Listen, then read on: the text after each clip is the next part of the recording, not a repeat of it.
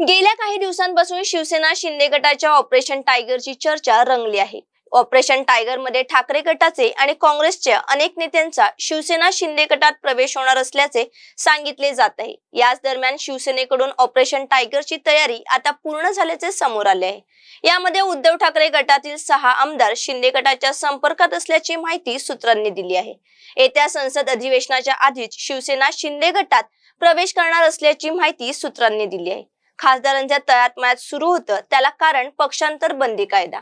या कायद्यातून वाचायचे असेल तर ठाकरेंचे 9 पैकी 6 खासदार फुटणे आवश्यक होते, अन्यथा फुटीर गटावर पक्षांतर बंदी कायद्यानुसार कारवाई केली जाऊ शकत होती। त्यामुळे पक्षांतर बंदी कायद्यातून वाचण्यासाठी 6 खासदारांचा आकडा महत्त्वाचा आहे। त्यामुळे एकूणच खासदारांचे मन वळवण्यासाठी देखील वेळ घेतला गेला।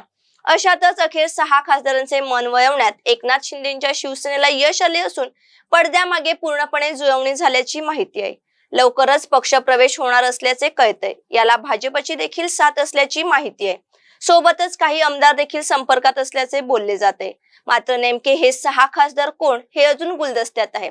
हे 6 खासदार नेमके कोण असू शकतात, तुम्हाला काय वाटते? कमेंट करून नक्की सांगा।